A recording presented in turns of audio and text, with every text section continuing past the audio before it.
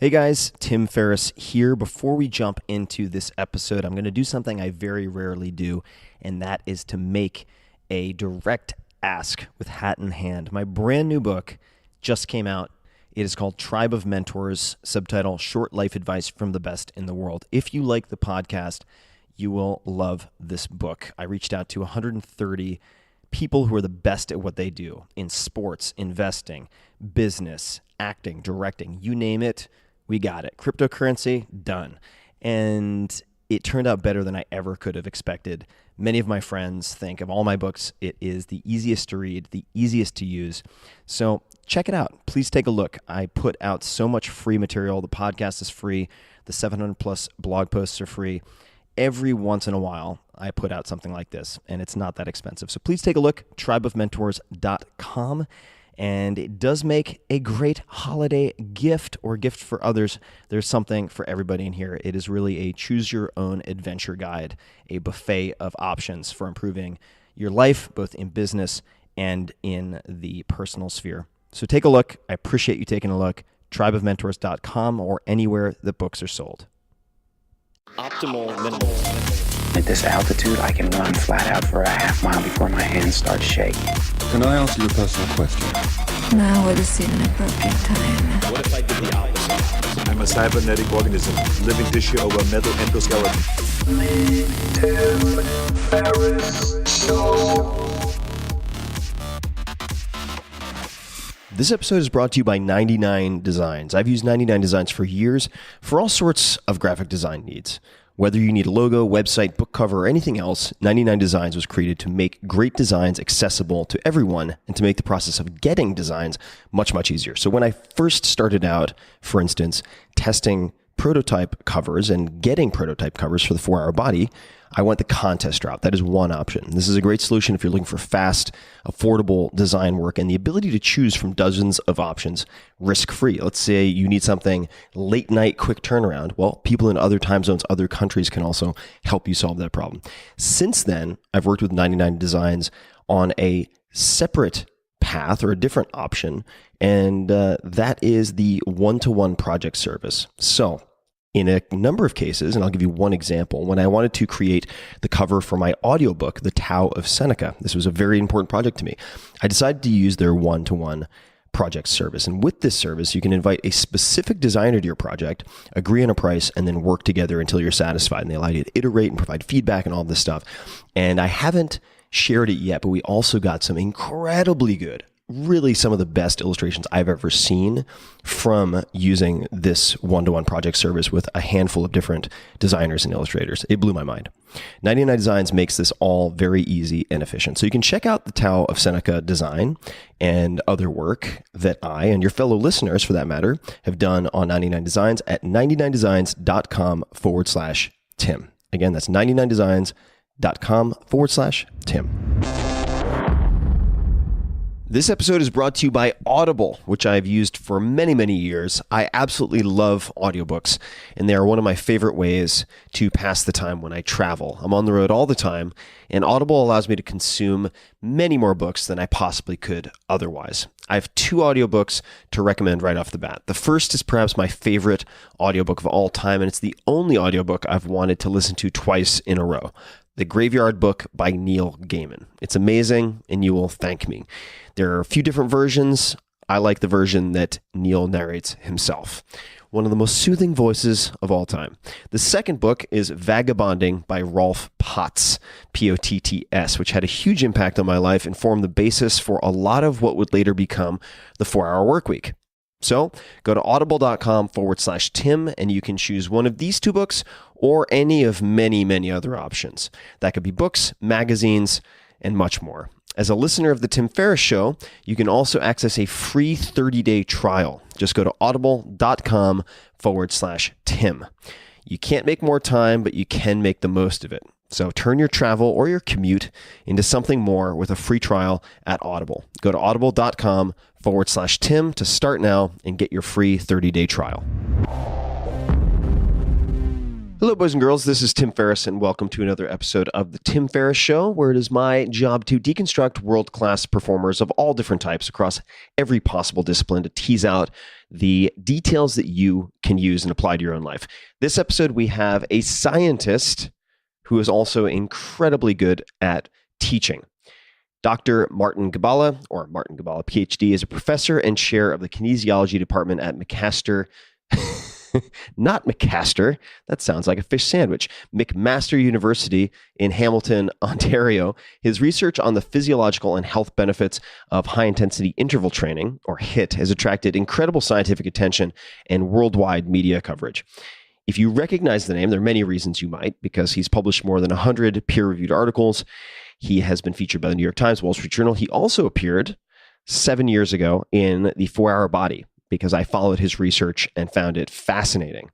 He is frequently invited to speak at international scientific meetings and has received multiple awards for teaching excellence, the reasons for which I think will become incredibly clear as you listen to this episode. He is the co-author of the brand new book, The 1 Minute Workout.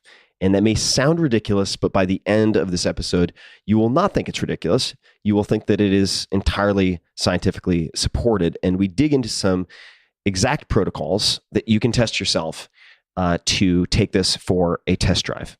So please enjoy my conversation with Marty Gibala, and we do get into the weeds. So if you're having trouble grasping something, bear with us for 30 seconds and we will come out the other side and end up somewhere else that is perhaps more easily digested. But it is a fun conversation. I had a blast, and it is extremely applicable and practical. So please enjoy. Marty, welcome to the show. Thanks, Tim. We were chatting very briefly via Skype video just a few moments ago, and it was really nice to pair a face with the name, because I have wondered, A, who is this guy? And because I've read your name so many times and written your name in the 4-Hour Body, among other places, what does he look like? And then B, how does he pronounce his last name?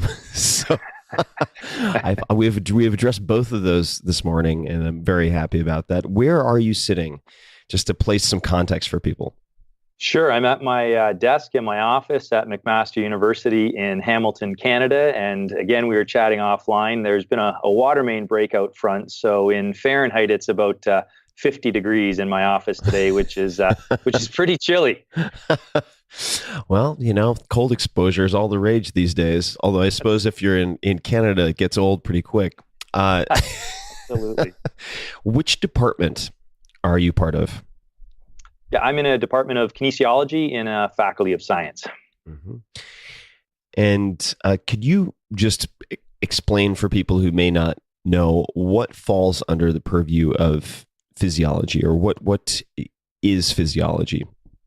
Yeah, sure. Physiology is basically how the body works, so how the systems act in an integrative manner. And so one of the fascinating things about exercise is it stresses the body in unique and different ways. And so it makes it for me, an interesting topic to study. So this morning before I spoke with you, I teach a 4th-year course called the Integrative Physiology of Human Performance. And so in that course, we talk about how the body's systems come together to meet the demand of exercise. So the cardiovascular system, the muscle system. And for me, that's what makes it a really interesting topic.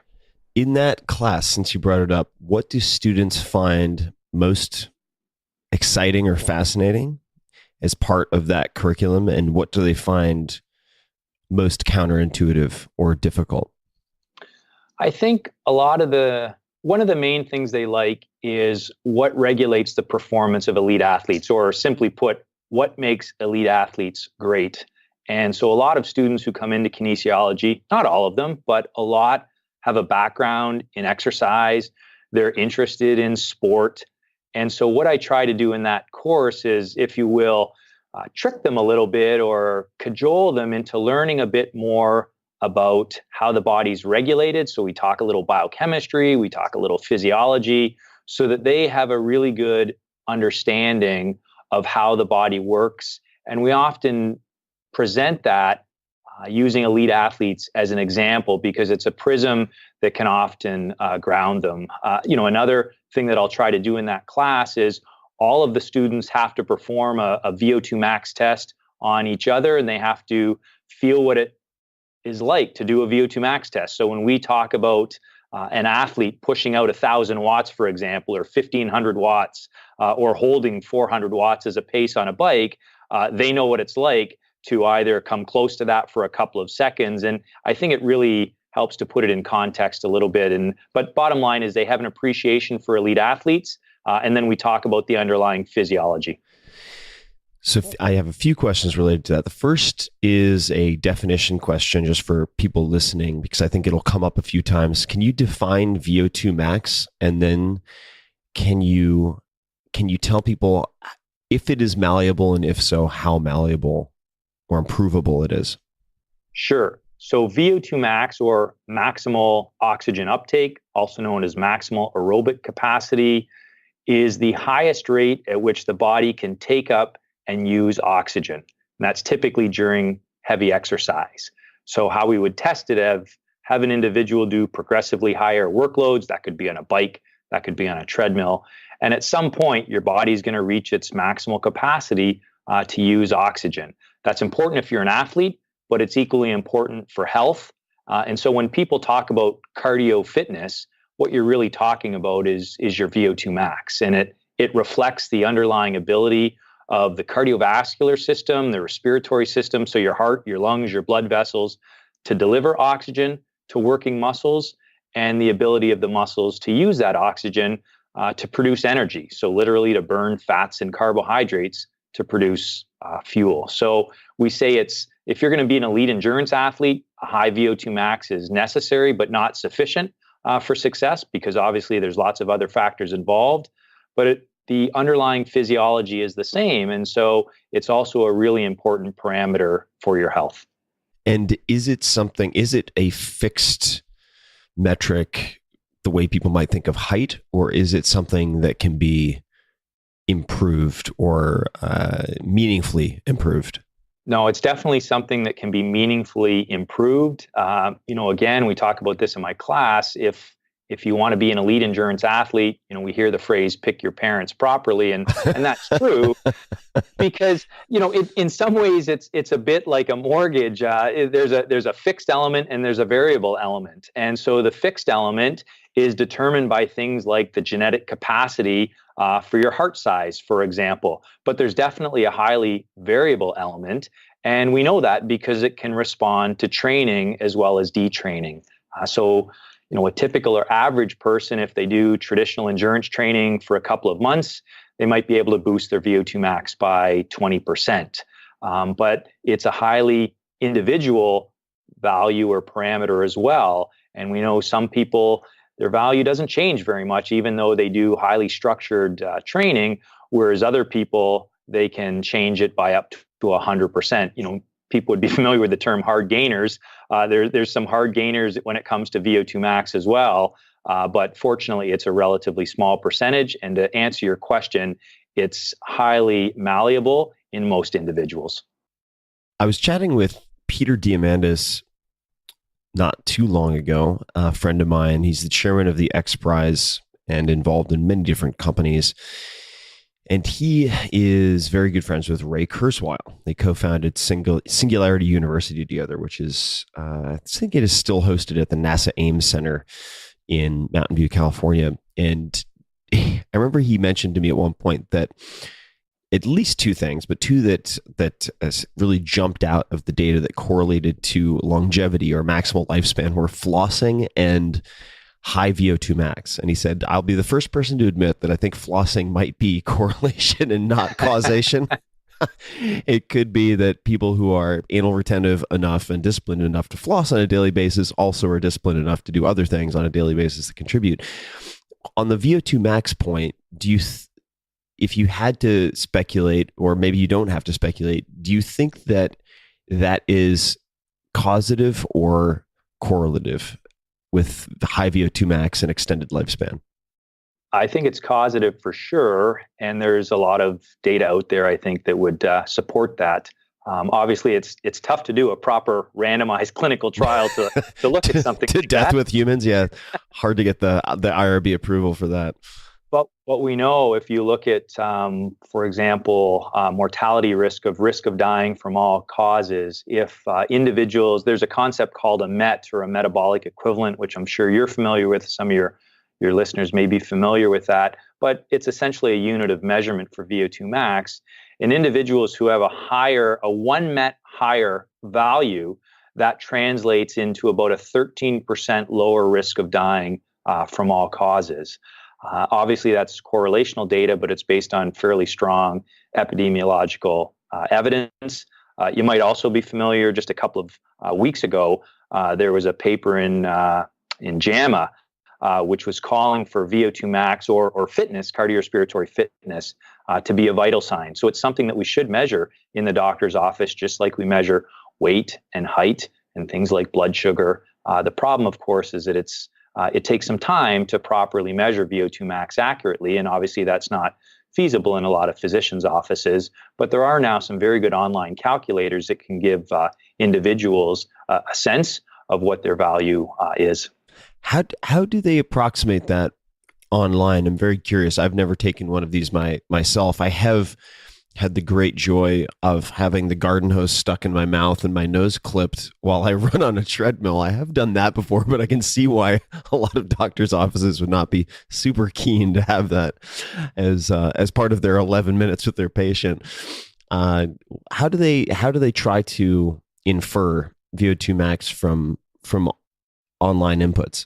Yeah, I've just seen this recently, and actually, put my own data in to see how well or how accurate I thought it was, and it was reasonable. It asked things like your age, your sex, your things like that, some activities on, or your type of activity that you habitually do, and it does ask for a measure of resting heart rate, and so based, I assume, on some parameters that relate to your habitual fitness level and also your resting heart rate. Those are probably two of the main drivers. Obviously, I don't know everything that goes into the algorithm, but that's typically what it's based on. And I think probably these online calculators, the greatest benefit, even if there's an absolute error in the number, you would hope that it's a fairly reproducible number. So if you do some training and your resting heart rate is lower, presumably the value that it would predict for your VO2 max would be higher. But that's what it's based on. But as you say, having a VO2 max test measured directly is the gold standard. But there's also some reasonable ways to estimate it based on running speed over a set distance or heart rate response to submaximal exercise. So I think it's fairly easy, and maybe we can leave folks with some tips on the online aspect of this interview with ways that they can get a sense of their fitness on their own. For sure. And you said something I want to underscore for folks because it's so important. Many of these tools, one could argue even most of these tools they're not 100% accurate in an absolute sense, but as long as they're consistently inaccurate, you can trend properly, right? Which is also why it's so important if people are trying to gauge body fat, which is notoriously error prone for a host of different reasons, that they're using the same tool. And if they're using a practitioner or some type of clinician, they're using the same practitioner or clinician, so that at the very least, they're comparing apples to apples so they can trend properly and look at how an intervention like the training that we'll be talking about, I'm sure, affects the numbers that they're putting in. Agreed. That's an excellent point. If you're looking at something like bioelectrical impedance, for example, to measure body fat percentage, there's some concerns around the absolute validity of that test. But I think when you use the same test repeatedly over time, it gives you a good sense, as you say, to know whether you're trending positive or trending negative. And that's the important thing. So when did you do your first studies or begin researching sprints or interval training, and what catalyzed that? It would be around 2003, 2004. And believe it or not, it stemmed in large part from that course that we mentioned at the outset of the interview. So I've taught this course, Integrative Physiology of Human Performance, for quite a while now. I think this is the 16th or 17th version of it. And it does go back to that idea of students were interested in the training programs of elite athletes. And they were often surprised by the fact that elite endurance athletes, through the course of history, surprisingly used interval training, either because they were quite time limited or because they really wanted to push their overall training volumes, but often it related to the notion of time efficiency. One of the classic examples would be Roger Bannister when he was training for the assault on the 4-minute mile. He was a very busy medical student who had about a half an hour at lunch to train, and he would repeat short intervals around the track at a very high tempo. So that led to my initial interest in the topic, and then that led to some very simple early designs around some studies around either how low can you go? So, a theme through my research has been time efficiency of exercise, and definitely this idea of how low can you go, both in terms of boosting performance if you're an athlete, but increasingly in terms of boosting health if you're an average individual or someone with metabolic syndrome or type 2 diabetes, for example. You've had a number of influences, and I'd love to just place these on a timeline as well, because it's such a fascinating set of research that you have and how it has evolved over time. Could you talk a little bit about Richard Metcalf and Tabata? Yes, of course. And a point I would make is that, we don't know what we don't know. And so when I first got into this field, obviously we're very interested in the topic, but over time, I've definitely developed an appreciation both for the scientific history of interval training, which goes back to at least the late 1950s and probably before that, and the athletic history, which certainly dates to the turn of the century. But we were influenced, of course, by some of the work that Tabata had done. He's a classic paper from the mid 1990s that led to Tabata-style training. And there were, of course, we're not working in a vacuum. We've been influenced by other researchers as well. You mentioned Richard Metcalf, and there's some other researchers working with him in the UK who have had this similar type question, and that's this idea of how low can you go? And so Richard and some others had done a scientific study where they were looking at just two bursts of interval training lasting only 15 to 20 seconds, and showing that if subjects did that a couple of times a week for 6 weeks, they could boost their VO2 max. And so that was influential in terms of our research, and it led the design of what we call the quote unquote 1 minute protocol, or the 1 minute workout, which of course is a teaser headline. It's not really a minute start to finish when you build in recovery and a short warm up and cool down, but it's all variations on this theme that short, hard bursts of exercise can be extremely effective and extremely time efficient in order to boost performance and boost health. And we're going to talk plenty about that. I want to come back to Tabata for a second and ask you a question, or a few questions that were sent to me by a friend of mine who's an MD, very accomplished athlete, and a huge fan of interval training. His first question, and maybe before we actually get to this question, could you define for people what the Tabata protocol is? Yeah, so the classic Tabata protocol is 8 repeats of a cycle that involves 20 seconds of effort and 10 seconds of rest. So you repeat that 8 times, and so start to finish, the workout is 4 minutes in duration. The original classic study that was described was done on a bicycle. So bicycle exercise at an intensity of around 170% of VO2 max. And people might say, well, if VO2 max is max, how can you go at 170% of that?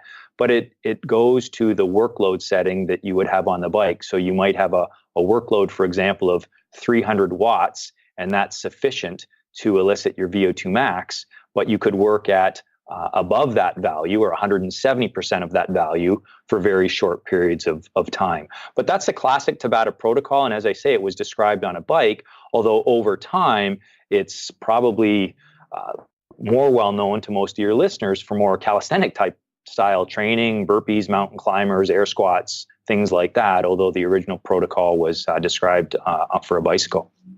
Thank you. And the first question from this friend of mine is Tabata especially magical, or have the data been overinterpreted?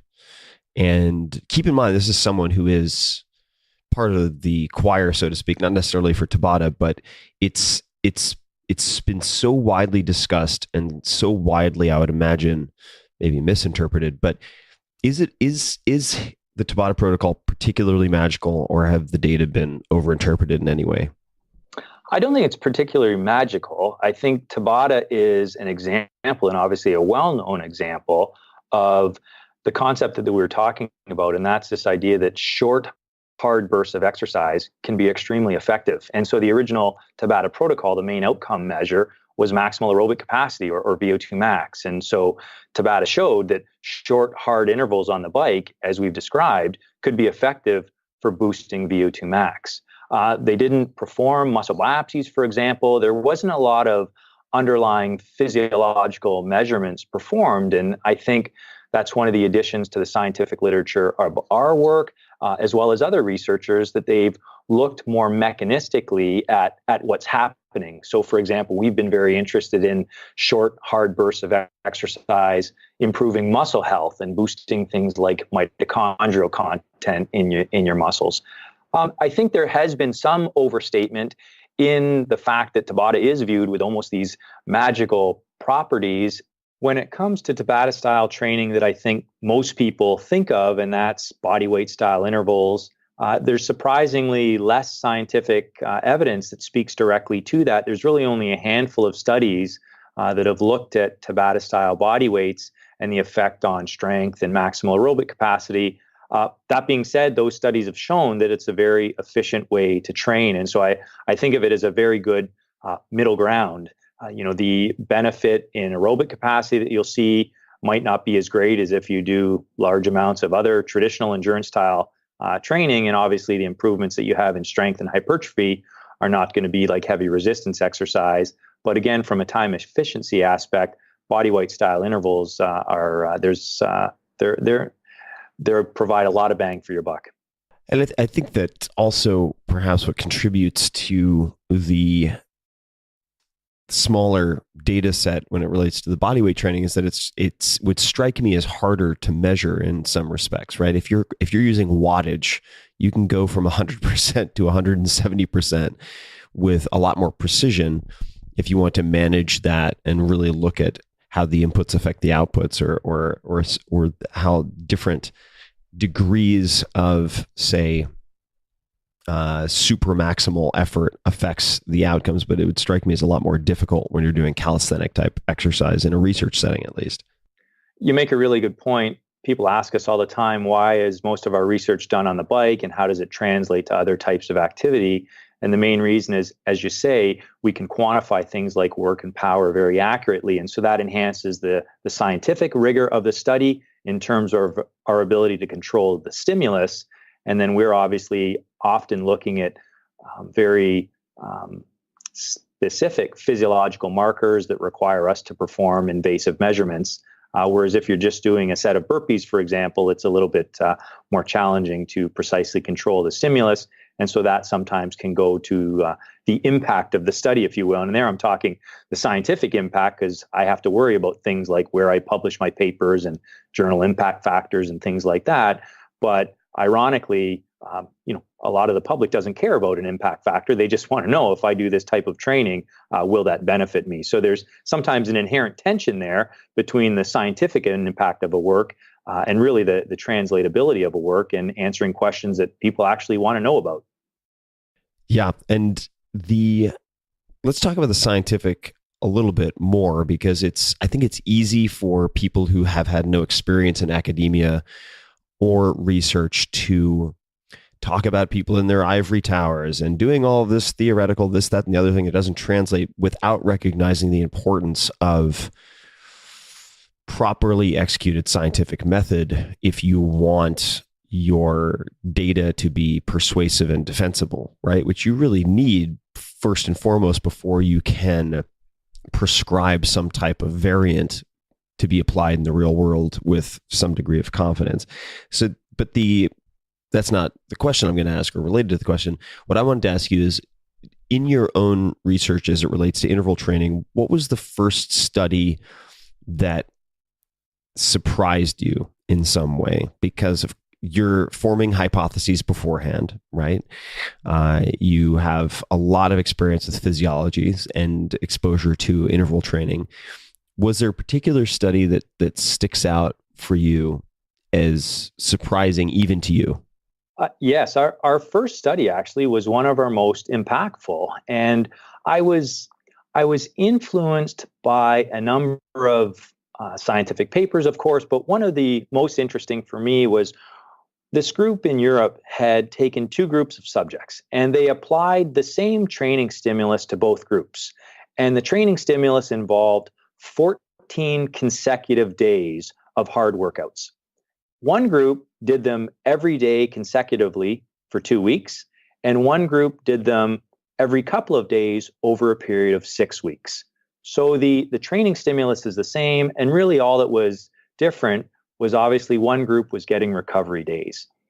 At the end of the study period, the physiological adaptations between the groups were virtually identical. So measuring specific changes in their muscles or how much an enzyme level went up. But the performance was only better in the group that got recovery days. And I'm sure your audience is listening going, well, duh, that sort of makes sense. But it hammered home for me this idea that recovery was important. And so our first question was, well, what if we had people only do 2 weeks of interval training, or the period of measurement is only over 2 weeks, but we give them those recovery days? And so that led to our initial study where we had people do 6 sessions of interval training over 14 days. And what we measured in that study, the two major outcomes was endurance performance. So basically, time to fatigue on an exercise bike. How long can you ride a bike until you're exhausted? And the amazing thing was that subjects' endurance capacity increased by 100% on average. So basically, you could double endurance capacity with 6 sessions of interval exercise.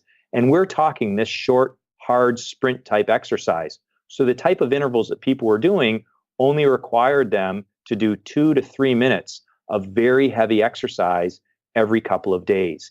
And we backed that up with some physiological markers. We took biopsies from the subject's legs, and we measured an important enzyme that relates to how well the body uses oxygen to burn fuels to produce energy. And we saw that that enzyme increased by about 35%, if I recall. What was that enzyme? It's an enzyme called citrate synthase. It's arguably the most commonly measured enzyme in exercise physiology. It's a marker of the Krebs cycle or the TCA cycle, and it correlates quite well with the overall amount of mitochondria that a subject has in their legs. So again, people have a pretty good sense of cardio health and what that means, the ability of your heart to pump blood and deliver oxygen. Citrate synthase or mitochondrial content is a pretty good marker of muscle health, how well your body can utilize the oxygen that gets delivered to produce energy. It's also important for things like predicting your risk for diabetes. If you have a higher citrate synthase content in your muscles, your risk for developing type 2 diabetes tends to be lower. But the short answer is that when people did these 6 sessions of intervals over 2 weeks, they doubled their endurance capacity and they markedly increased the amount of this enzyme in their muscle. And that's where I really sat back and went, wow, maybe we're onto something here. And as a cautious scientist, the first thing you do is you tell your grad students, make all those measurements again. Show me that the data are reproducible. Because when we first published that study, I don't want to say there was opposition, but there was skepticism, to be sure. And certainly we were happy as more research studies were conducted, both in our own lab and around the world, verifying some of these initial findings.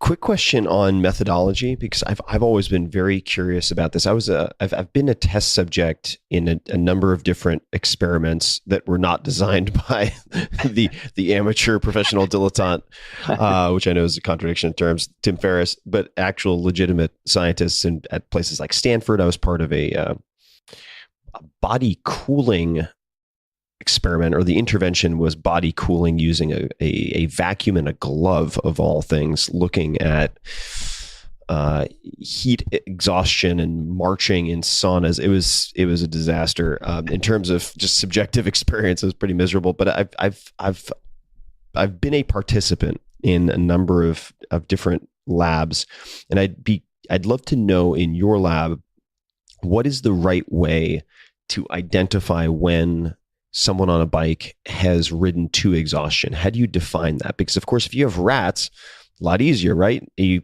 put, and this is not something I've personally done, but I know they'll do swim tests, and 2 exhaustion means the rat basically doesn't necessarily drown because it probably doesn't die, or it might, but they put them in a bucket and let them swim until they can't swim anymore. Not as easy to get approvals to do that with, say, college students or other human subjects. So how do you define and determine when someone has ridden to exhaustion? So we would measure or define fatigue as a point at which subjects are unable to maintain the power output. So if we're going to have you ride at 200 watts, you could ride at 200 watts for a certain period of time, and then literally you get to the point where you're unable to turn the pedals. And so what typically happens is you'll see cadence fall. So if someone's maintaining 90 revolutions per minute, obviously the force per revolution or the load per revolution will seem a little bit lighter than if they're only riding at 50 RPM. So we use bikes that are electrically braked cycle ergometers so that we know, regardless of how fast the subject is turning the pedals, the workload is the same at 200 watts. And so as people approach fatigue or exhaustion, they literally can't turn the pedals. And for us, it's usually defined as their RPMs falling below 40, because that's where the manufacturers will guarantee the workload setting on the bike. But what you find is they tend to hit exhaustion pretty quickly. So it's not very hard to figure out when they have to literally stop. And sometimes we'll use time to exhaustion tests, but as a colleague, Mark Hargraves, will say, there's no Olympic events in time to exhaustion. Typically we do time. That'd be a riveting spectator sport, though. Exactly. And so most athletic events are, you need to cover a set distance as fast as possible. And that's why, certainly more recently, but often in our studies, we'll use time trials as well, where subjects will have to complete a set amount of work. And we'll say, think of this as a 10-kilometer bicycle race. And as they go through, they're able to see elapsed distance or work done so they can work towards a goal. And again, it more closely simulates normal athletic competition. So you mentioned citrate synthase, which, if that's, I remember having a biopsy done in South Africa at Tim Noakes' facility, who has some really interesting thoughts on central governors and so on. But I remember coming in to look at the results, and I'm effectively below the Homer Simpson sedentary line in my citrate synthase in my I think it was the vastus lateralis, or maybe it was medialis that I took it from, in the quadricep. But could you talk to, which is obviously something I should address, but could you please describe what mitochondria are and why they're important, and then how, say, citrate synthase relates to mitochondria, if at all? Sure. So mitochondria are often termed the powerhouse of the cell. They're these specialized organelles, or a component of a cell, where fuel is converted into energy using oxygen. So obviously the internal processes there are quite complex, but essentially mitochondria suck in fuels like glucose and fats and use oxygen to combust, to burn those fuels in order to produce cellular energy in the form of ATP. If people might be, they may have taken a biology course or read a textbook, and you often see mitochondria presented as these bean-shaped organelles in a two-dimensional image on the page. And certainly what we know now are they're much more like complex networks that run throughout, in this case, the muscle cell. So they're very impressive structures. And so when you have mitochondrial biogenesis, or an increase in mitochondria, it's a bit like an expansion of this intracellular network. So, if you imagine a garden hose, it would be a bit like the garden hose growing more tentacles, and this network expanding throughout the muscle cell. Mitochondria contain many different enzymes that are involved in this process called oxidative phosphorylation, which is that just another name for that process of producing cellular energy. And so a common enzyme that's relatively convenient to measure, because if you're going to try and assess mitochondria, you need some different markers, and some of these markers are better than others. But citrate synthase is a specific enzyme located inside the mitochondrial compartment or network. And that enzyme is involved in oxidative phosphorylation. And so the measurement of the content of that enzyme provides a pretty good index or marker of the overall mitochondrial network capacity. Got it. So when you are tracking, say,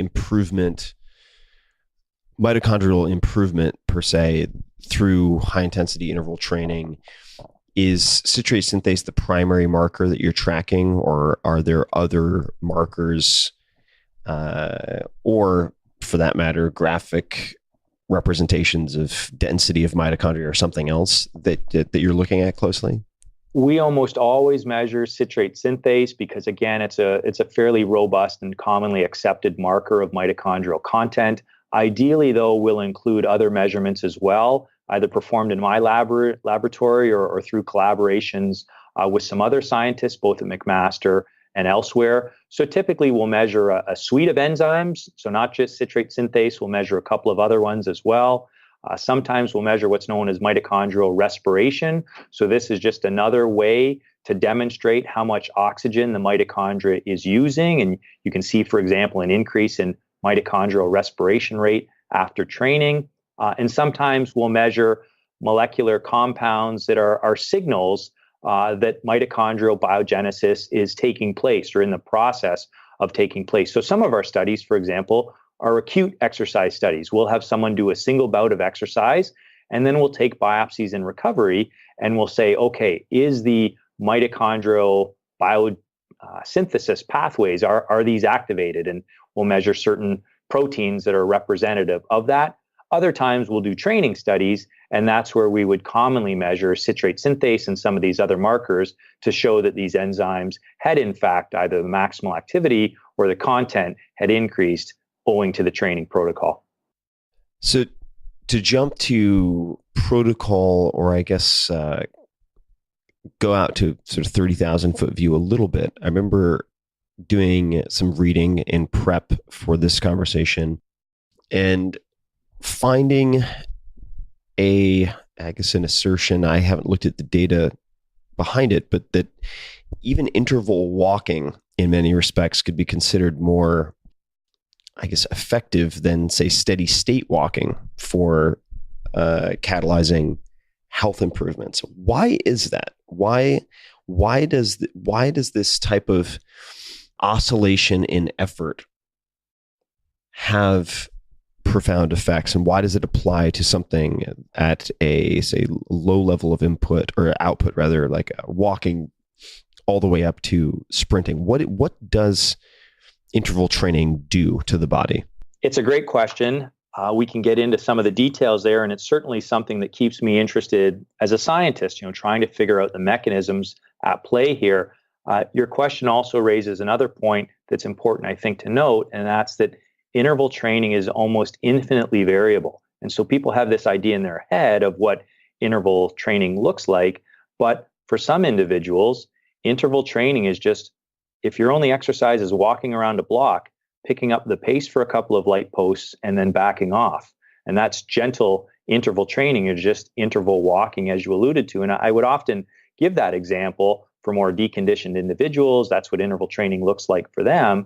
But there is certainly scientific evidence to suggest that that type of training, so just varying up the pace a little bit, is going to be more beneficial than continuous steady state walking. Just to cite one quick example, there's a study out of Denmark that was looking at individuals with type 2 diabetes, and they divided them into one of two groups. One that did steady state walking that elicited about 66% of their maximal heart rate, and the other group did interval walking that the overall average intensity was the same, 66%, but they would just pick up the pace a little bit, maybe go to 70%, and then maybe back off a little bit.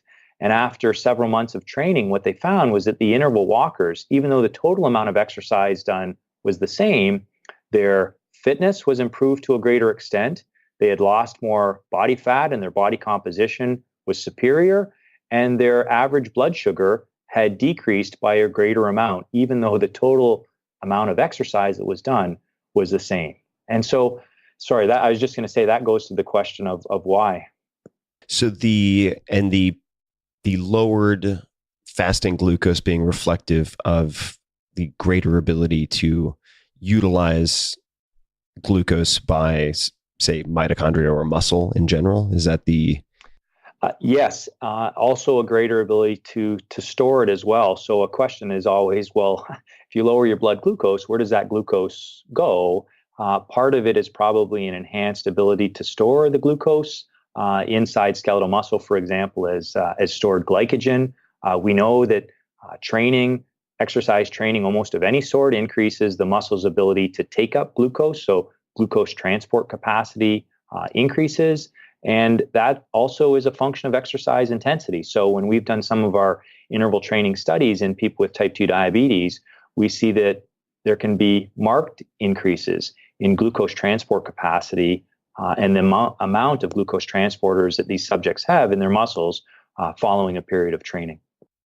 So you've done many different, I'm sure personally, variations of interval training. You've designed studies and imposed said regimens on many different subjects.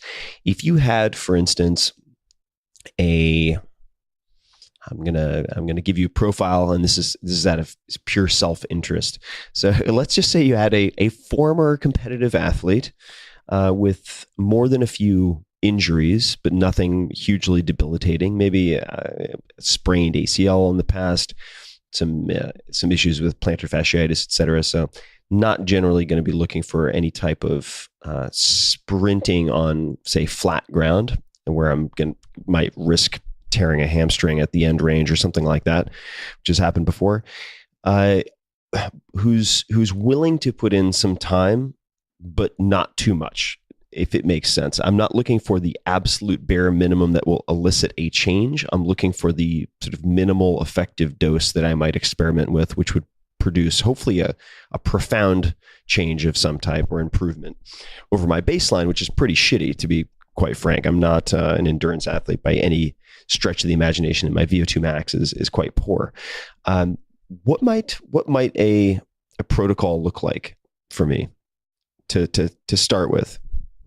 I'd probably probe that individual or ask you, for example. Yeah, you can ask me. More in terms of, so what are the goals here? Are the goals boosting cardiorespiratory fitness for health? Is it more from a performance element? So I guess, what is the goal of the exercise training program? Is it general maintenance of health and fitness in a very busy life and trying to fit that in as best you can?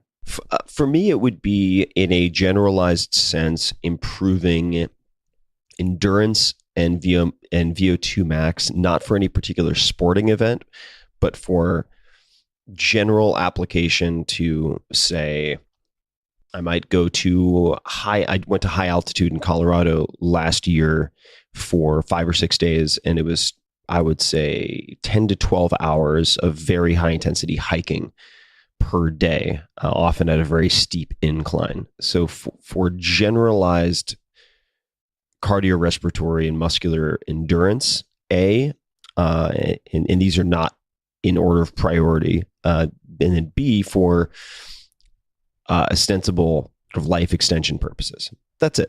I've always been more of a power athlete or strength athlete than an endurance athlete, and it would be fun, may not be the right word, but it would be worthwhile, I think, for me to establish a baseline and then attempt to improve the markers that matter and watch that over time. I would say then, if you could give me 3 25-minute blocks of time a week. So let's say we're going to design this to be a 25-minute session of training that you do 3 times a week. Yep. We'll have a very short warm-up and a very short cool-down. So let's assume we have 20 minutes to work with where you're actually putting out some effort. And could you, not to interrupt, I apologize, but I'd love to hear what you would recommend for warm-up and cool-down also. The warm-up and cool-downs would be quite short. So let's describe the protocol here. What I'd have you do, come in and do 2 minutes on the bike at a low workload setting to warm up. I'm saying the bike because you alluded to maybe some joint or connective tissue issues there with the hamstring, or many people have aging knees. I put myself in that category. So all of my interval training, or almost all of it, is on a bike. But the warm up would be brief, and it would be perhaps 75 watts. So a low workload setting. And then we'd get right into the hard work. And now, from the outset, let me say, we would always recommend that someone see their physician before they begin or change an exercise routine. So let's get that out of the way. But in our studies, even in individuals with type 2 diabetes, metabolic syndrome, we typically keep the warm-ups and the cool-downs quite short, because otherwise it detracts from the time efficiency. So in almost all of our studies, the standard warm-up is 2 minutes and a standard cool-down is 3 minutes. And that's typically just very light cycling, unloaded cycling, or maybe at a very low workload setting, as I say, around 50 watts or so.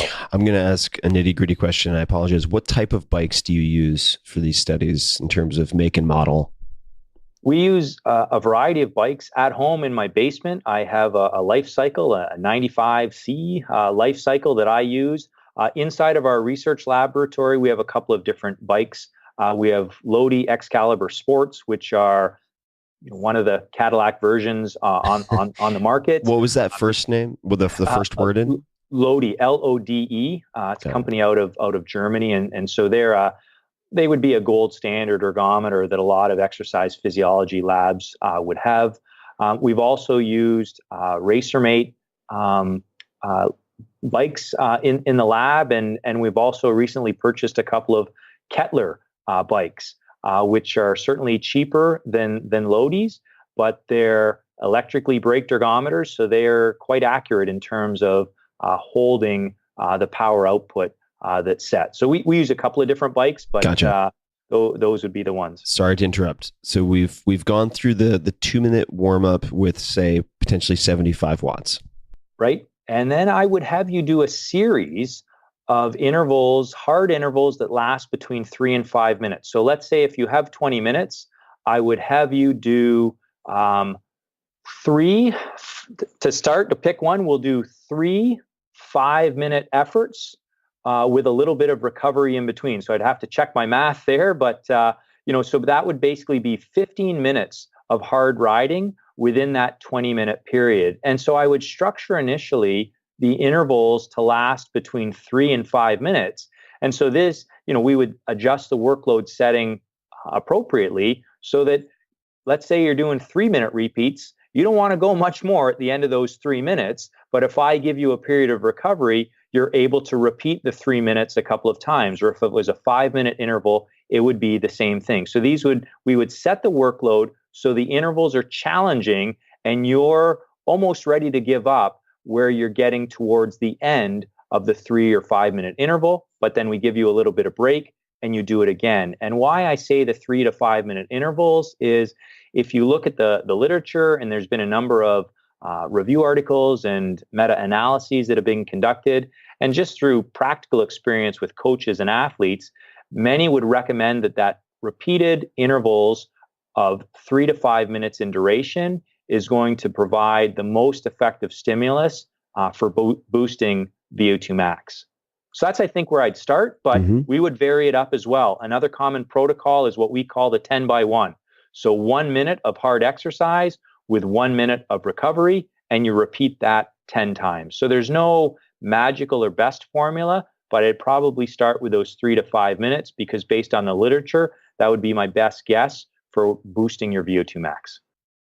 And during the interval, and of course you would calibrate this as you're working with the subject, but what type of wattage, how would you determine the setting to start with? So again, if it was you, ideally how we do this in the lab, for example, if we had the opportunity to do it in advance, we would have you come into the lab and perform a VO2 max test. So typically in our lab, we use ramp VO2 max tests. So we have a very standard protocol of we increase the workload setting 1 watt every 2 seconds. And so basically what it feels like is you're climbing up a hill that gets steeper and steeper and steeper. It starts out pretty easy, and then the workload catches up on you over time. And why we like the ramp test is, again, at some point you're going to hit exhaustion or fatigue. And I could say, Tim, your peak power output was 388 watts or 452 watts. And then we would begin by taking percentages of that peak power output. Got it. That peak power output becomes your 100%. Exactly. And so we know from experience, there's always a little bit of trial and error. But if you're, a relatively fit individual, you might be able to do repeats at 90 or 95% of that peak power output and hold that for a couple of minutes.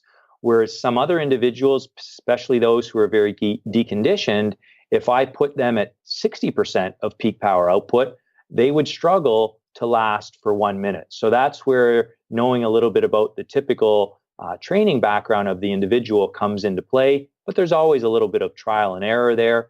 The other way that we could do it, if we didn't have access to that VO2 max test in advance, is say, okay, we want you on these 10x1 intervals, ideally to get to 85 or 90% of your maximal heart rate during every interval. And then we could adjust the workload setting in a corresponding manner. So we can either do it very objectively based on wattage, or we can do it more subjectively based on heart rate responses or even ratings of perceived exertion.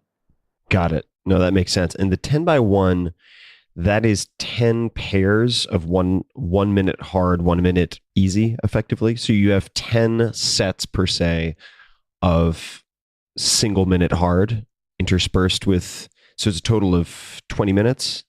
Correct. And again, we've used that protocol extensively in our research. We didn't design it. Others, and again, this is where as I learned more about the scientific literature, this was a very common protocol used in Germany in the mid 80s on individuals in cardiac rehabilitation settings. So that's a protocol that I think has wide applicability. We've used it on individuals with type 2 diabetes. My colleagues and other individuals have applied it to individuals with cardiovascular disease in a cardiac rehabilitation setting. And we've used it on very fit young men. And again, that's where we scale the percentage of PPO. But in all of those individuals, it's been effective to boost their health outcomes and boost their maximal aerobic capacity as well. PPO, not to be confused with HMO and PPO in healthcare in the US, that's the peak power output. Correct. Okay. How do you determine which of, say, just for the sake of illustration, the 3 to 5 minute intervals times 3 versus the 10x1, which subject to apply one of these protocols to? Probably the deconditioned individuals. We would start with shorter, more frequent repeats. And that's, one of the reasons I think the 3 to 5 minutes is so effective for boosting VO2 max is it's challenging to maintain a relatively high workload for a period of time of 3 to 5 minutes or so. That's very challenging. And the way that, even the energy systems in the body are utilized to produce energy to sustain that is different. And so I think the more deconditioned the individual, the more effective protocols or the more tolerable programs for those individuals involve more frequent repeats that last a shorter period of time. And then, of course, the progression is either increasing the workload and keeping the protocol the same, or if you play this out, what you basically do is increase the work interval, decrease the recovery interval until at some point that individual might be able to sustain 20 minutes of continuous exercise at that pace. And I suppose it depends on, of course, as with many things, on your goals. In the case of the goals that I laid out before we chatted about the protocol, for the 3 to 5 minute intervals, is it pure rest in between those intervals, or is it easier cycling, and why? Yeah, good question. Ideally, we want the recovery to be active. Why is that?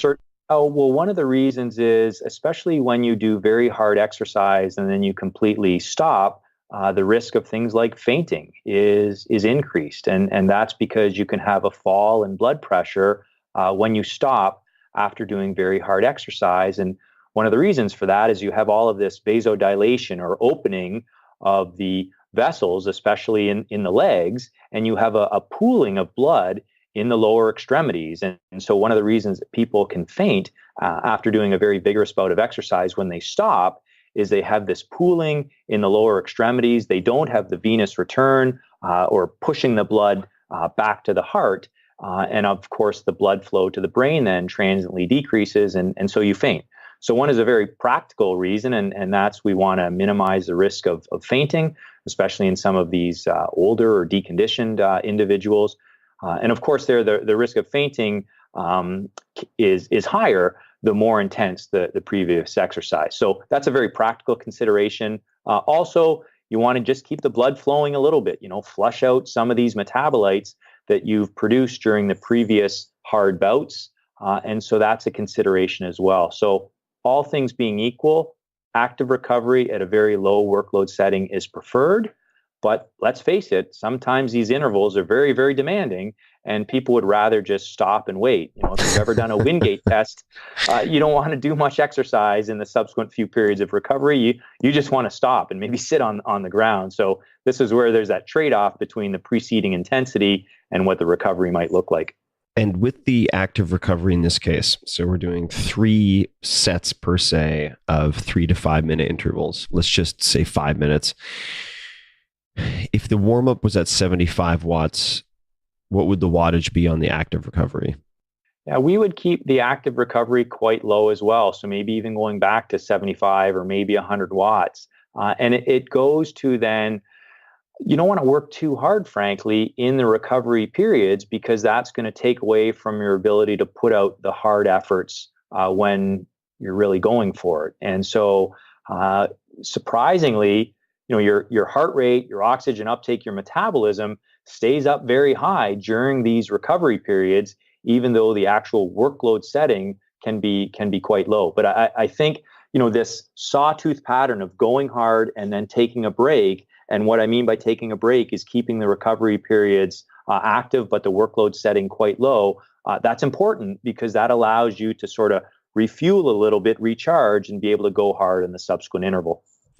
And how do you decide on optimal, I'll just call it rest period, even though we're talking active recovery? How do you decide on optimal rest period?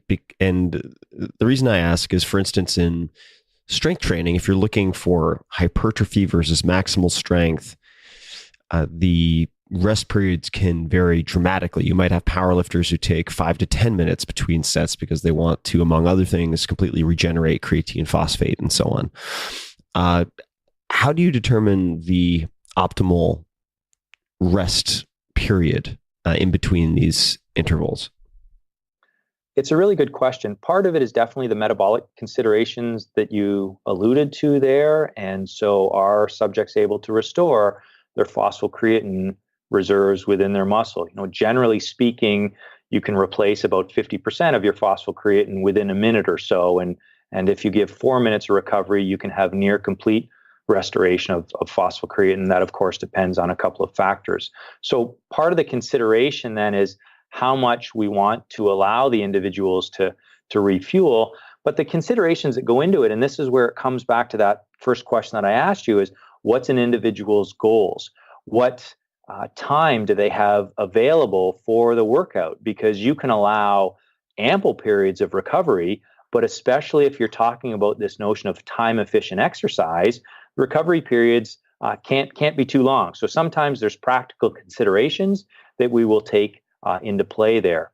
The other is the fundamental question, and we honestly don't have the answer to it, and that's, is it the absolute power that drives the adaptation, or is it the relative stress? So to put that in another way, I could have people do intervals in a glycogen depleted state or with full carbohydrate restoration. If they're glycogen depleted, their power outputs are going to be lower and they're going to feel a lot crappier, but the adaptations may, in some respects, be a little bit better. And so to put that in the context of recovery, if we don't allow, quote unquote, full recovery, the subsequent power output in the other intervals is probably going to be lower, but the relative stress on the individual is going to be higher. And so I think it comes back to this idea of variety, variability is a good thing because we're just hitting the body in so many different ways. And so for most individuals, there is no single best program, and varying up the intervals is a good strategy. Now, sorry, just to add there, obviously, if we're talking about an elite athlete and we have a very specific coach who knows this very specific athlete very well, the program is going to be very tailored and very precisely figured out. But more generally speaking, for an individual even like yourself, I think varying it up is a good approach. How frequently would you do the 3 times 5 minute effort workout? How often, meaning how many times per week, for instance, or how many rest days in between? Yeah. So and this is where, again, it goes to the goals of the individual, but I would say these intervals can be challenging, clearly mentally demanding and fatiguing. So if you're an individual that can tolerate 3 sessions a week of this type of training. Oh, that's right. 3 times great. a week is what you said. But if some other individuals can't tolerate that, so that's a consideration as well. What I will say is, in the vast majority of our studies, we use a protocol of 3 times per week in our interval training for 2, 6, or 12 weeks, however long the study is going to be. And how does what we just spoke about differ from the namesake of the book, which is the I guess it's the 1 minute framing? So what does that refer to?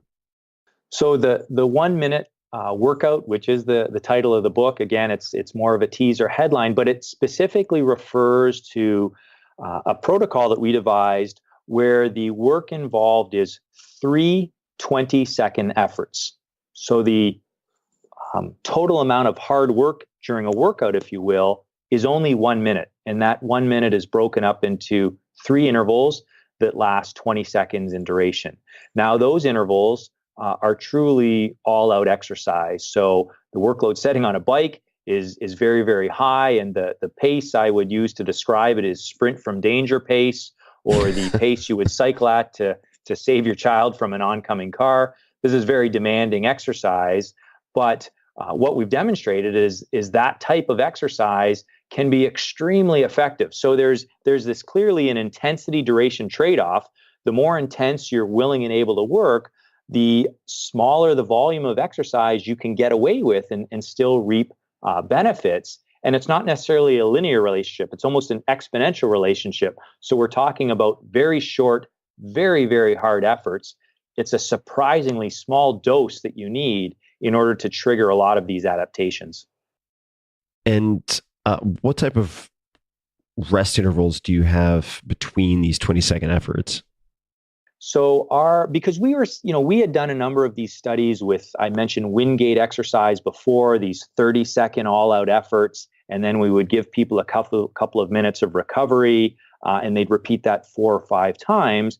And we were sensitive to the criticism, the legitimate criticism that, well, when you do these Wingate training protocols, they require about a 25 or 30-minute time commitment. And so, yeah, it's only 2 or 3 minutes of exercise, but it's a half hour of time commitment. So it's really not that time efficient, especially when we place it up against the public health guidelines, the lower end of which is 75 minutes of vigorous exercise. So we wanted to come up with protocols that were unquestionably time efficient. And so the standard 1 minute workout, if you will, involves that 2 minute warm up and 3 minute cool down. So that's 5 minutes of warm up and cool down. And then the hard work is a 20-second effort, 2 minutes of recovery, the second 20-second effort, another 2 minutes of recovery, and the third and final 20-second sprint. So you basically have a 5-minute work period, which involves that 1 minute of hard exercise. So bottom line, the protocol, including warm up and cool down, is 10 minutes start to finish. But within that 10 minutes, you're doing 1 minute of very vigorous exercise. And in subjects who are deconditioned, or let's just say relatively untrained, these are not people who engage in any type of regular, let's just say, leg dominant or certainly leg inclusive workouts, right? These are not people who are going for steep hikes 3 times a week, or doing any type of cycling or high rep squat workouts, anything like that, what type of improvements, if you were to take a huge sample of say 1,000 people, what type of improvements would you be looking for or expect on average, and in what markers? Yeah. So, and first point to make is that most of these studies are relatively small. And so that idea of the large study with 1,000 people, those are really some of the studies that need to be done in interval training research. And maybe we can get into that later. But in our studies, to give you one specific example, we've compared that 1-minute protocol. So this involves 1 minute of exercise within a 10-minute time commitment, and people do that 3 times per week. So the sprint group, if you will, is doing 3 minutes of intense exercise within a 30-minute time commitment each week. We've compared that protocol to a group who does traditional cardio, or the type of continuous steady state training that's reflected in the public health guidelines. So the other group that we compared them to was doing 50 minutes of continuous exercise 3 times per week. So one group doing 150 minutes of traditional moderate intensity cardio, the other group doing a 30-minute interval workout, but within that 30 minutes, it was only 3 minutes of very intense exercise. And in our most recent study, which was 12 weeks in duration, the key outcome measures were VO2 max, as we've talked about.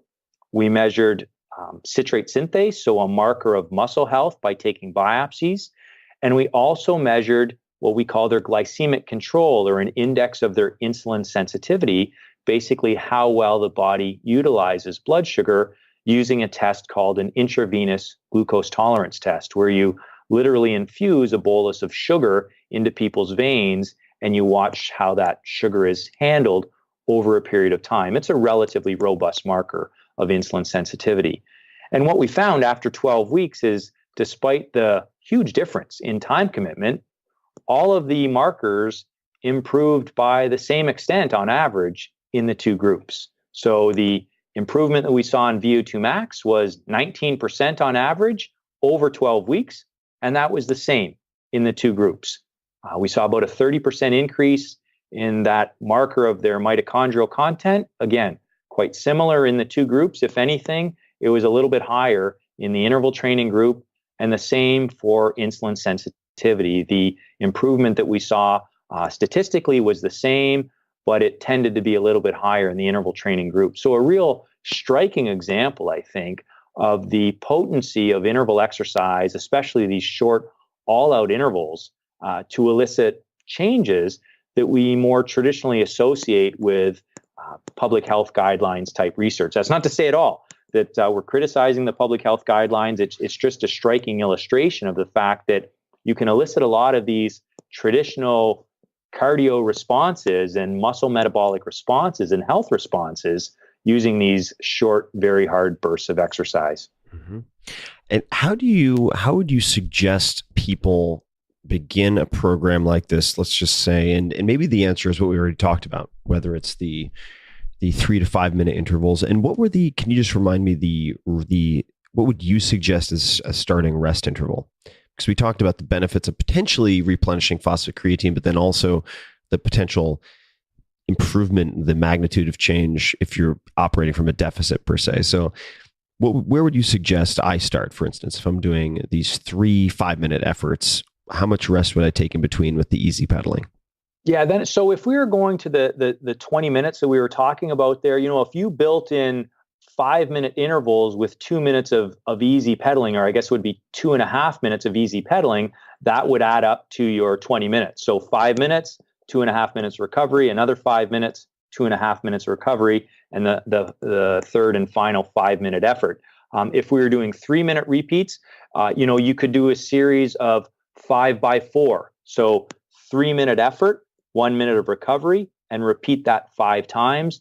And that would add up to your 20 minutes. So again, I think someone like yourself, I would lean maybe towards the shorter recovery, because you're already in relatively decent shape, of course. And so ideally, you want to do as much high intensity work as you can within that 20-minute time frame. Now, if we were to move you to the 1 minute workout, of course, you're going all out. So the efforts would be extremely demanding, and the peak power outputs that someone like you could elicit are obviously going to be much higher than someone who's not in as good a shape, or certainly someone who's more deconditioned. So there's a couple ways to answer your general question. The first is, what we'll generally tell people is just get out of your comfort zone. And so if you're new to intervals, maybe starting with the gentle interval walking approach, or utilizing that strategy of going hard for a couple of minutes and then backing off for a couple of minutes, that's a beginner interval workout. And in the book, we lay out some examples. We have 12 different workouts that we lay out, all based on science. So people would know that the basics of these workouts are grounded in good science, but we present them as providing individuals with some ideas. And different varieties of interval training protocols that they might use, depending if they're just starting out, depending if they're a more highly trained individual. Again, providing some of the science behind that and some ideas for how to structure it.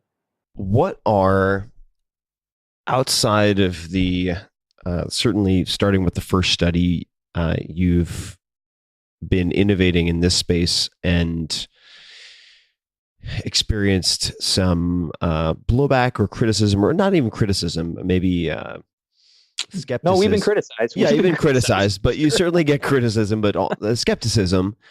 What are, outside of what you've written in this book, what are things that you believe that other people might think are crazy?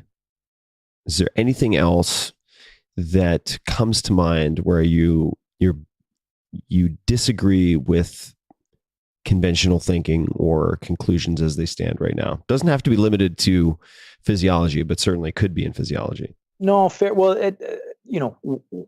I almost hesitate to say this a little bit, because I'm sure might get some blowback even on this. But in some ways, I see a move to demonize traditional cardio, if you will, or you will read things like traditional modern intensity exercise is ineffective, or it has no place. And I disagree with that. Clearly, I'm big on interval training. I'm a proponent of it. I think it can be widely applied, and I think it can be extremely beneficial for a lot of individuals. And so I think it's underutilized, and it's very effective. But that's not to say that there's no place for traditional steady state exercise. And certainly it's erroneous to suggest that that type of training is completely irrelevant or won't provide you with any benefit. So I guess that would be one example where I might take exception to some common advice that I will often hear.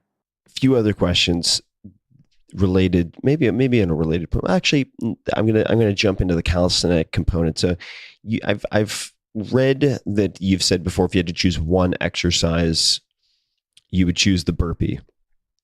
So I'm a big fan of burpees. I've done a lot of burpees in my life, from wrestling and jiu-jitsu and so on.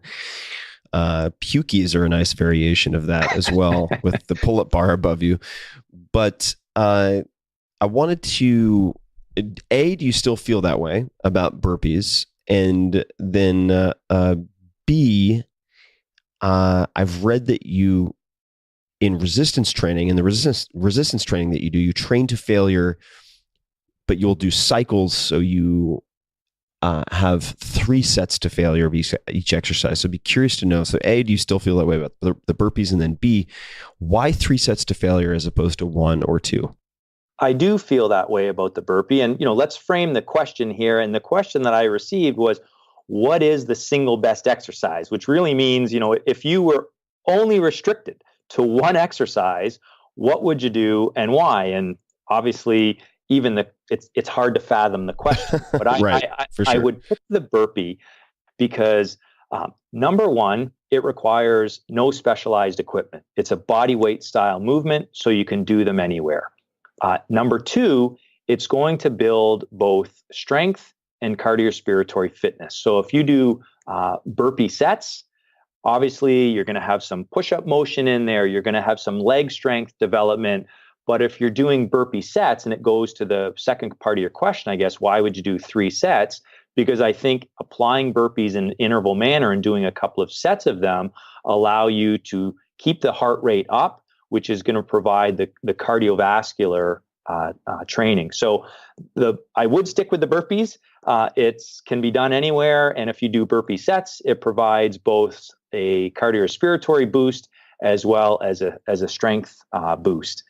If I can just say, I think I also said at the time when I was asked the question, I don't really see anyone ever sticking with a burpee workout over time, because let's face it, burpees suck. Burpees are really hard to do. But if I could give a shout out to this individual who contacted me, his name's Josh Spodek. He lives in Manhattan. He's PhD in astrophysics. He's got an MBA. And he contacted me to say, I read that piece in the New York Times, and I sort of took it up as a challenge. And I've been doing burpees every day for 5 years. And, it's basically become his go-to exercise. And so clearly some individuals could keep it as their sort of go-to exercise. So good on you, Josh. I certainly couldn't keep that up, even though I said it would be my go-to exercise. Yeah, burpees, I wouldn't give them a very high ranking in the physical recreation category for sure. If I could just make a comment too, Tim, I just said burpees suck, they hurt. This is something around interval training where there's definitely very visceral reactions around the potential translatability. And so my colleagues who are in the exercise and health psychology area, who talk about things like mood, affect, motivation, long-term adherence, there's a real visceral debate going on right now around the potential long-term translatability of interval training. Clearly, I'm someone who is in the camp of, yes, I think this is very much a viable public health strategy. Certain types of interval training are highly suited for many different individuals. And again, it goes back to this idea that people think interval training only means extreme style training. But there's a large segment, or there's certainly an opinion out there that this is not a viable public health strategy at all. I happen to disagree with that, because I think the more menu options we can give people, the more exercise choices, the better. But this idea that intervals can be an uncomfortable way to train, and that might turn people off exercise, that's certainly a sentiment in some quarters.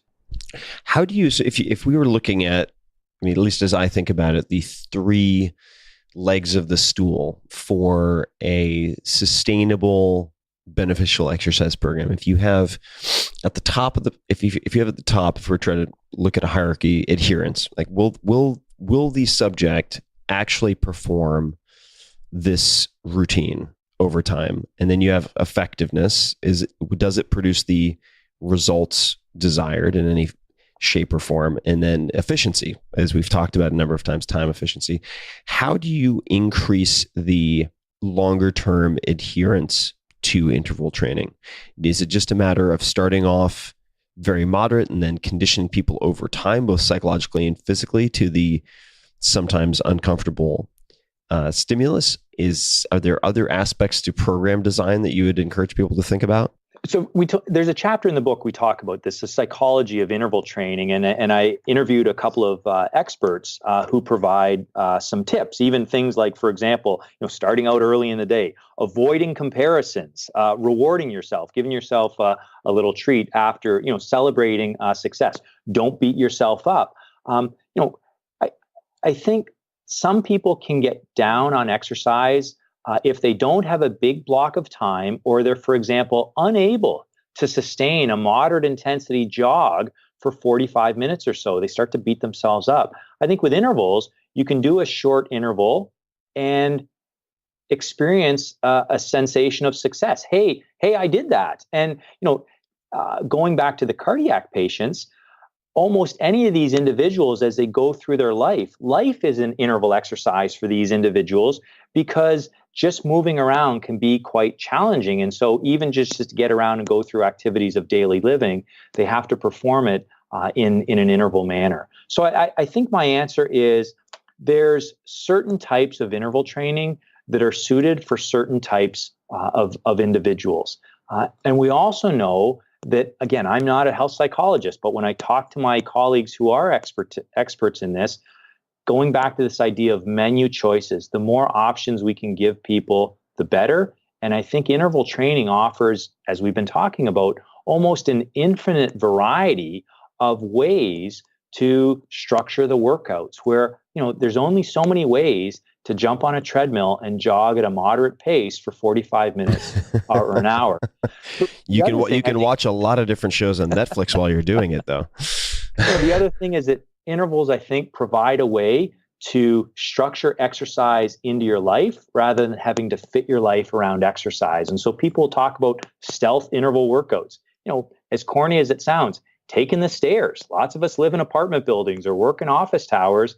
That's a stealth interval workout, just doing a couple of stair flights throughout the day. There's this concept of exercise snacking. And we're learning that, for example, it might be better to do 3 10-minute bouts of exercise through the day rather than a single structured 30-minute bout of continuous exercise, at least when it comes to things like your blood sugar control. So I think intervals are well suited for this concept of exercise snacking as well. Mm-hmm. Marty, a couple of non-physiology questions, although they could end up producing answers that have something to do with it. What books have you gifted the most to other people?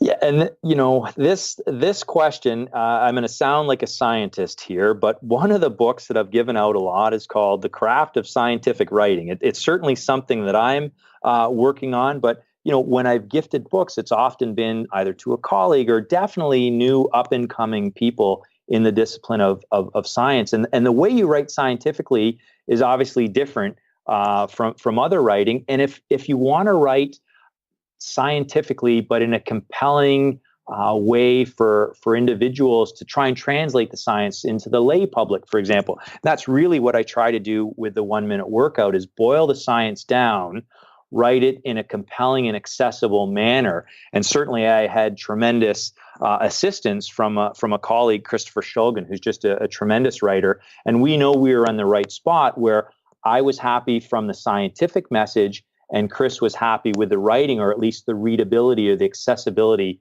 of the writing style. And that's a real challenge, of course. It's an art as much as it is a science. And so a book like The Craft of Scientific Writing helps provide some tips there because, if you're a scientist coming up, you're constantly writing, you're writing grants, you're writing papers, and you want to convince people of the point that you're making. You don't want to bore them and you want to do it in a compelling manner. What are some of your or any science writers or science books that come to mind as good examples to you? The Atul Gawande comes to mind for me, Checklist Manifesto, and others certainly. Do any particular writers or books come to mind that have a scientific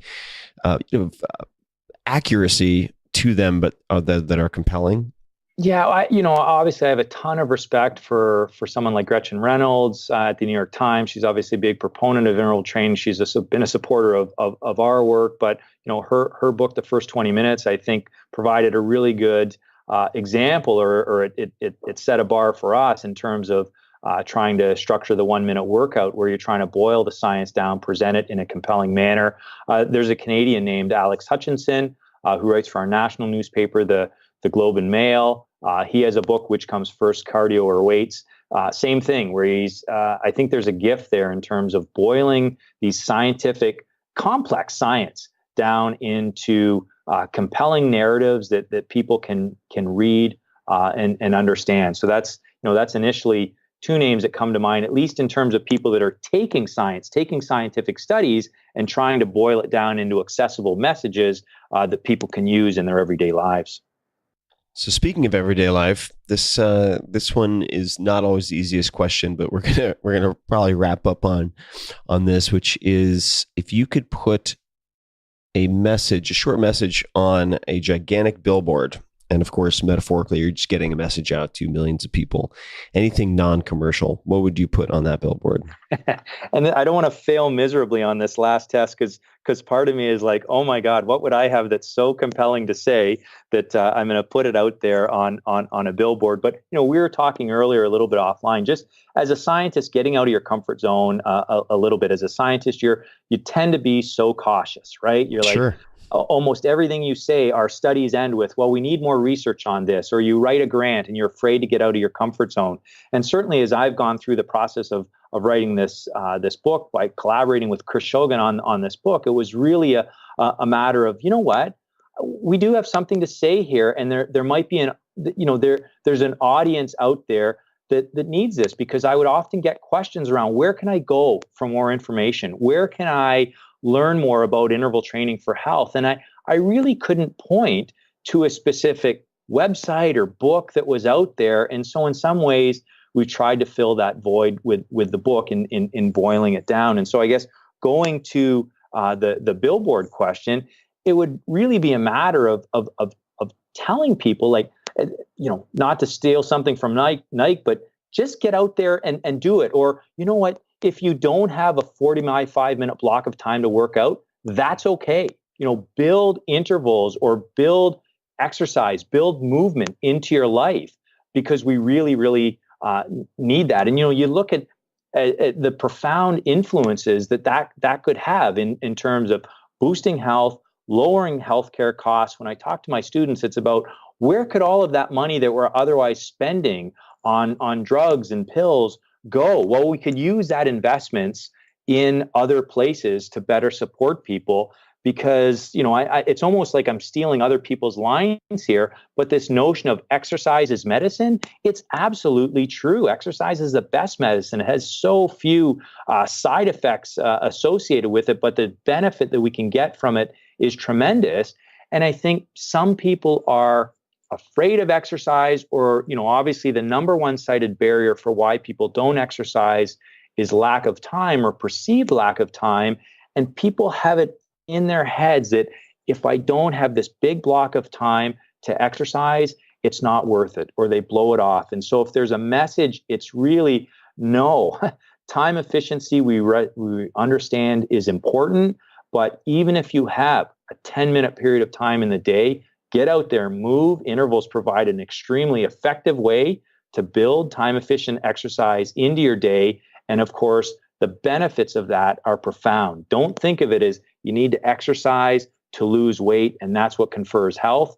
As we've been talking about, there's a direct line there between exercise, boosting your cardiorespiratory fitness, lowering your risk of dying, lowering your risk of developing many of these chronic conditions.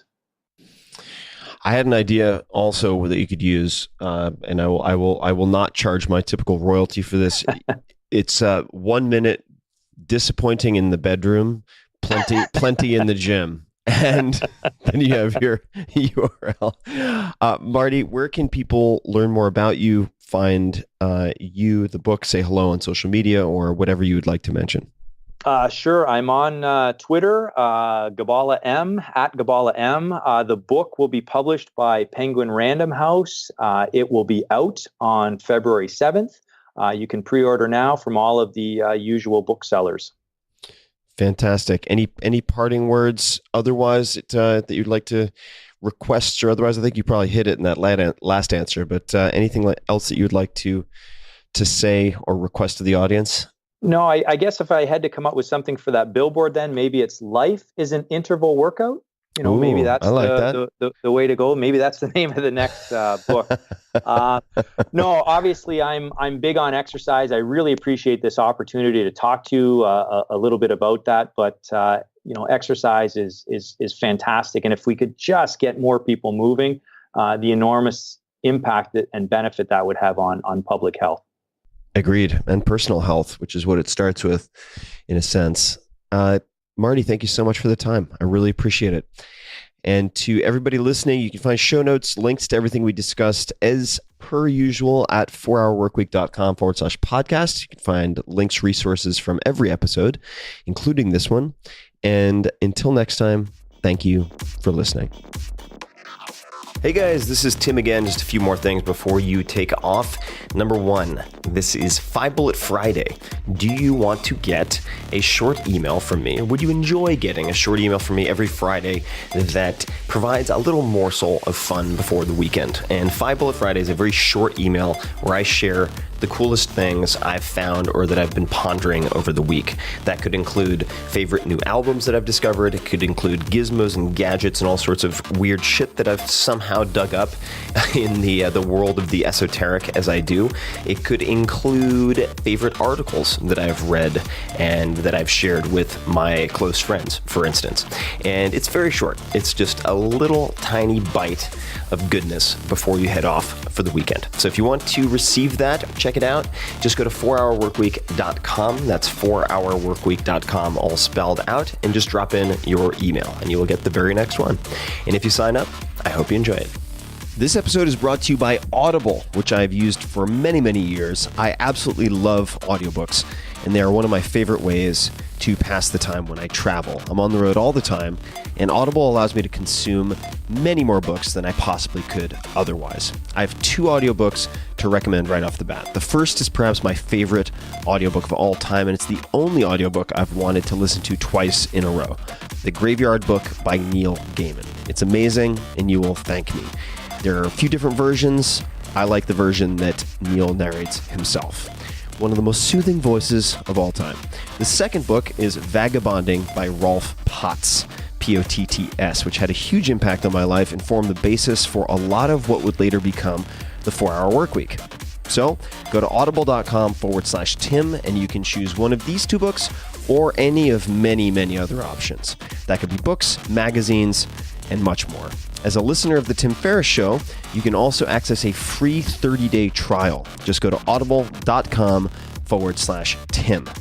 You can't make more time, but you can make the most of it. So turn your travel or your commute into something more with a free trial at Audible. Go to audible.com/Tim to start now and get your free 30-day trial. This episode is brought to you by 99 Designs. I've used 99 Designs for years for all sorts of graphic design needs.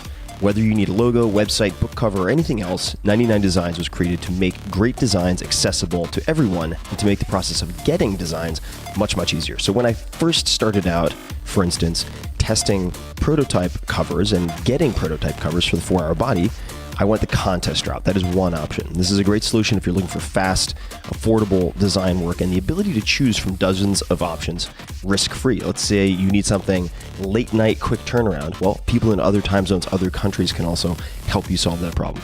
Since then, I've worked with 99 Designs on a separate path or a different option, and that is the one-to-one project service. So, in a number of cases, and I'll give you one example, when I wanted to create the cover for my audiobook, The Tao of Seneca, this was a very important project to me, I decided to use their one-to-one project service. And with this service, you can invite a specific designer to your project, agree on a price, and then work together until you're satisfied. And they allow you to iterate and provide feedback and all this stuff.